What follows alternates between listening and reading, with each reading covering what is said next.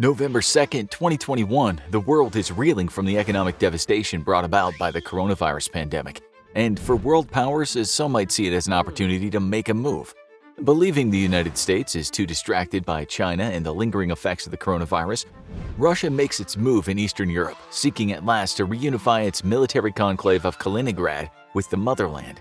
It'll also cut off the renegade Soviet provinces of Lithuania, Latvia, and Estonia from NATO and force them back into the loving arms of Mother Russia.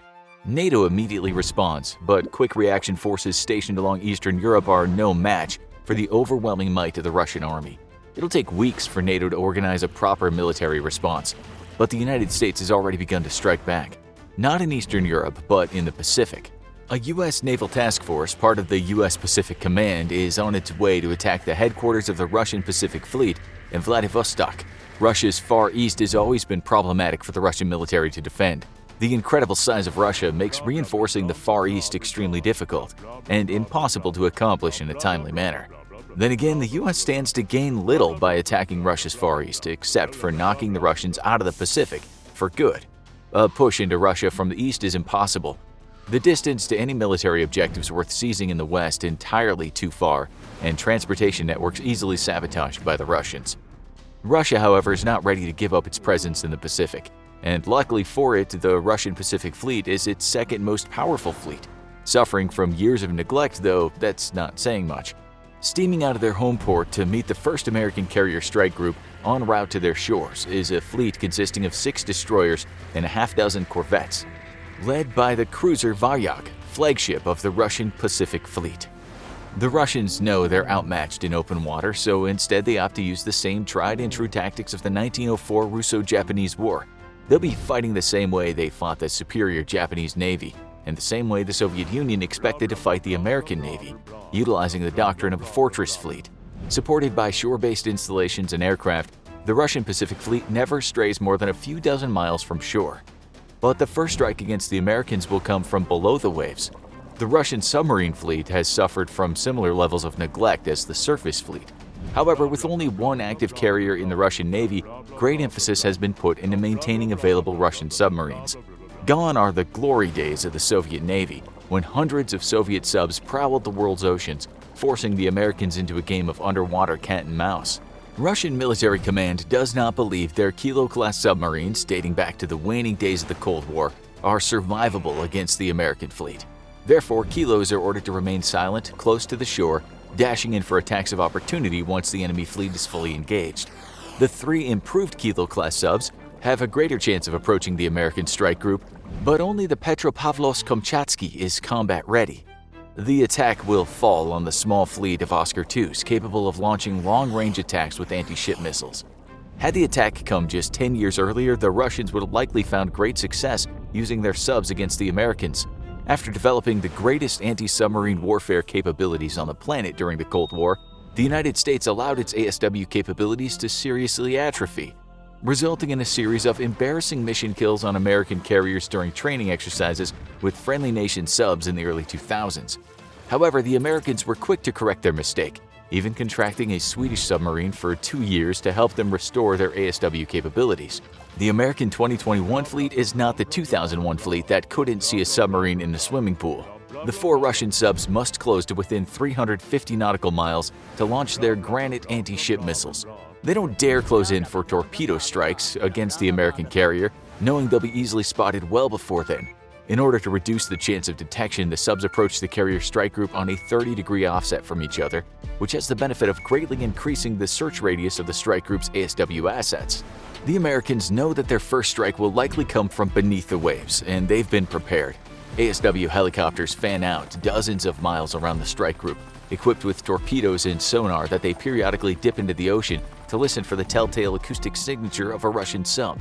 American attack subs always held an advantage over their Soviet and Russian counterparts, and during the Cold War, US subs tailed Soviet subs without being detected, allowing them to record a vast acoustic library of all known Soviet and now Russian submarines. Further aiding the efforts in the hunt for the Russian subs are the P-8 Poseidons based out of Guam, Japan, and South Korea. With the world's largest air tanker fleet, the United States is able to drastically increase the range of its Poseidons, allowing the aircraft to sweep a corridor across the Pacific for the carrier strike group. The Poseidons laid down vast fields of airdrop sonobuoys. On contact with salt water, the sonobuoys' batteries activate. Some of the buoys are set to active search mode, pinging the ocean for miles around them with powerful sonar and listening for the report. Others are set to passive, listening for the telltale sound of a Russian sub. But further aiding the hunt for Russian submarines is a brand new development by the US Navy, a radar that can penetrate the waves and detect the underwater wake of a submarine.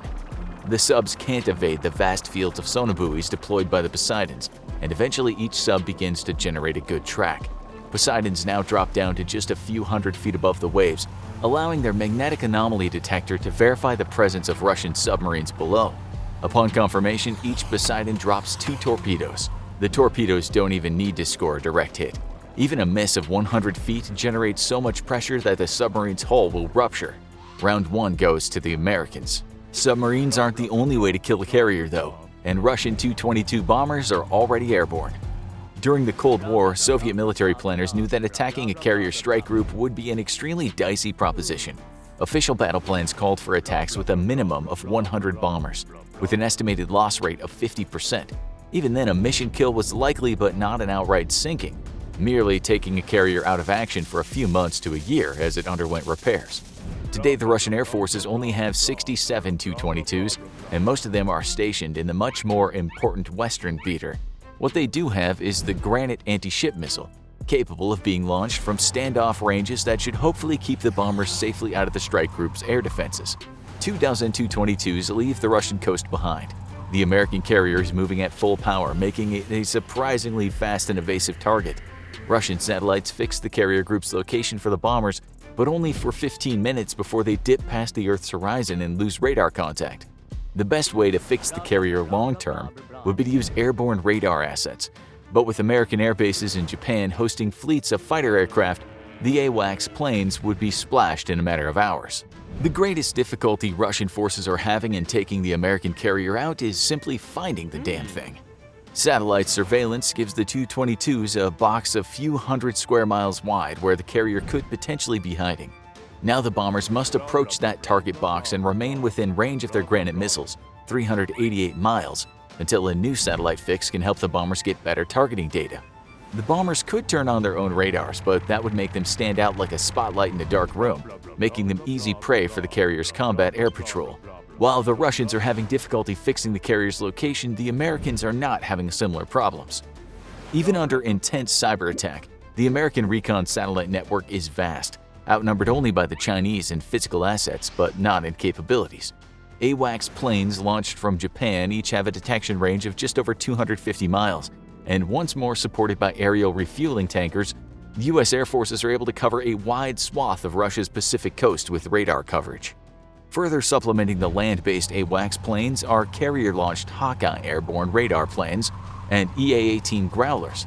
The Russian attack wave is easily vectored, and the carrier's combat air patrol is dispatched. While the Tu-22s must get within 388 miles to launch their attack, the carrier's F-18 Hornets and the new F-35Cs each have a combat radius of over 1,200 miles. Guided by airborne radar, the F-35s take point. The Tu-22s realize they've been targeted when the F-35's fire control radar illuminates them, but by then it's too late. Countermeasures spoof a quarter of the incoming missiles, but 10 of the bombers are still downed. The limited missile capacity of the F-35s is its greatest weakness, able to carry only 4 missiles internally in order to preserve its stealth capabilities. Instead, the F-35s are forced to switch to guns, and for the first time in decades, US fighters strafe enemy aircraft with guns. Cannon capacity is also very limited on F-35s, however, and the Russian planes are built tough. 3 more Tu-22s are splashed, leaving 9.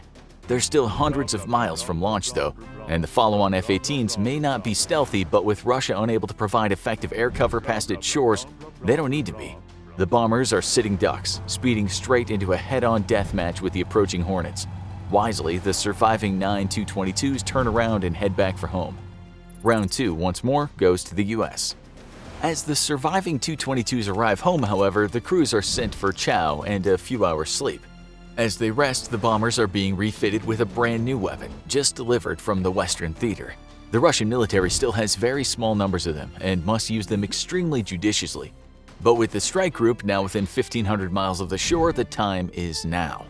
Half a day later, the Tu-22s are once more back in the air.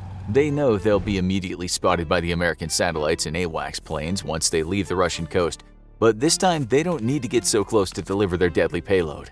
The Americans can't believe it. The Russians must be crazy, they're trying the exact same attack that just failed so catastrophically. Vectored in by Hawkeyes and Air Force AWACS, the Combat Air Patrol once more moves to intercept the incoming threat, well outside of anti-ship range. This time, the Tu-22s only need to get within 1,000 miles of the carrier. They have to once more rely on targeting data from the overhead satellites, meaning the American carrier can only be fixed for brief moments in time. The carrier isn't close enough to the shore for installations to aid in tracking. They must once more target a very large box of the Pacific Ocean, but this new Russian weapon is fully capable of finding its own targets.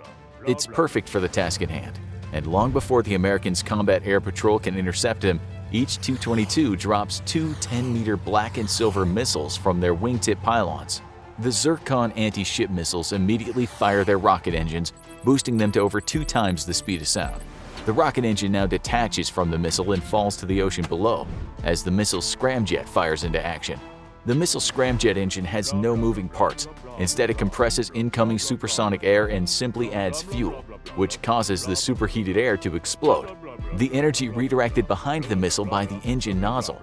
It's a brilliant design, but only works when you're already at supersonic speed, which has limited its use by militaries for decades. The missiles rise to the edge of the stratosphere where the air-breathing engines can still supply needed oxygen, but high enough that the missile's onboard targeting suite can pinpoint the American carrier. A stealthy body helps the missiles evade the American Aegis radar sweeping the sky. As a satellite enters proper phase over Earth, it sends a new fix on the carrier to the missiles, redirecting their course and greatly increasing their accuracy. A few dozen miles from their targets, the strike group's Aegis radars begin to pinpoint the incoming missiles. Traveling at Mach 9, though, the strike group's missile defenses have less than 30 seconds to respond.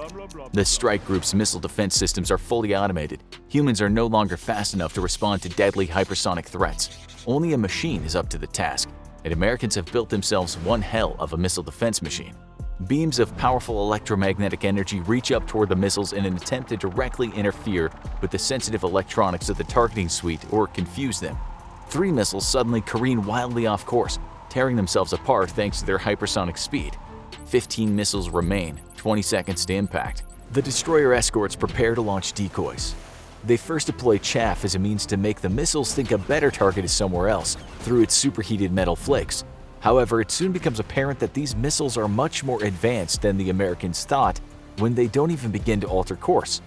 Quickly altering course themselves, the destroyers deploy their more advanced Nolka rounds that are more powerful and try to walk the missiles away from the formation. 15 seconds to impact. The Russian missiles are finally within intercept range of the strike group's destroyers, and within moments salvos of interceptors are fired. However, the Russian missiles are moving at such incredible speeds that a superheated layer of plasma around them is making radar lock difficult to maintain. It takes 3 seconds for each volley of interceptors to be fired, and by the time the second volley is fired, the Russian missiles are too close to be intercepted by American rams. Another 4 Russian missiles are splashed, 11 missiles remain. 5 seconds to impact. Each missile is now moving at almost 7,000 miles per hour on their descent phase. The layer of superheated plasma around each missile grows in size as the missiles plunge down and the atmosphere thickens. The last line of defense for the strike group comes online and will have mere seconds to respond. On ships across the strike group, Sea-Whiz cannons have already been placed on standby. The plasma surrounding the descending missiles once more makes radar lock difficult to achieve. The missiles move so unbelievably fast that by the time they've entered Sea-Whiz range and the Sea-Whiz systems have swiveled the cannons in the right direction, there's only 2 seconds left to fire. Most of the cannons never fire. There simply isn't enough time for the onboard radar to work out a good lock through the layer of plasma around each missile. A few do, but their accuracy is abysmal. Only a single Russian missile is knocked out a mile above the carrier. 10 missiles have penetrated the carrier's defenses. 2 of the missiles have suffered manufacturing defects and never detonate as they strike the carrier. The Zircon hypersonic anti-ship missile is, after all, bleeding-edge tech for the Russians. Bugs in the software and defects in the manufacturing are inevitable. The missiles are moving so fast, however, that sheer kinetic energy alone punches a hole through the decks of the carrier, each missile penetrating almost to the bottom hole. The electronic brain in one of the other missiles has slightly misjudged its geometry and explodes in the ocean a few hundred feet away from the carrier. The other 7, however, find their mark. The hypersonic missiles move so fast that they penetrate several decks before the onboard explosives are triggered, which only increases the destructing potential of each missile. Armed with 800 pounds of explosives, the Zircon carries only half the explosive power of a Granite anti-ship missile. But with 7 direct hits, it doesn't matter much. Explosions rip through the inner decks of the carrier, buckling the flight deck and destroying dozens of aircraft in the below-deck hangar. Secondary fuel explosions rock the ship as black smoke belches out. Hundreds of sailors have died in seconds. Hundreds more will die soon. The carrier is dead in the water, but she doesn't sink. The incredible size and engineering of a supercarrier makes it almost impossible to sink with anything less than a massed missile attack. That's why the Soviets planned on using 100 bombers to do the task. Russia's new Zircon hypersonic missiles are deadly to the US Navy, but they are still available in such low numbers that unless Russia dedicated the majority of its stockpile to a single attack, sinking a US carrier is still incredibly unlikely. Achieving a mission kill, however, is very likely, and though the carrier won't sink, it'll be out of combat for at least a year as it undergoes repairs. Modern Russia would be very hard-pressed to sink a US carrier. Finding and hitting a carrier out at sea is incredibly difficult, especially when it's on the move. Without a recon fleet of air assets the size and scope of the US's own fleet, and the ability to dominate the skies far from its own shores, Russia's first problem is just finding American carriers in the first place. Of course, in the real world, Russia is moving to develop land-based variants of the Zircon anti-ship missile because it recognizes that in a realistic scenario, its Tu-22 bombers would be unlikely to survive long enough to actually get in range of a carrier out at sea, thanks to the US fighter bases in South Korea and Japan. Now, go watch NATO versus Soviet Union, who would win, or click this other video instead.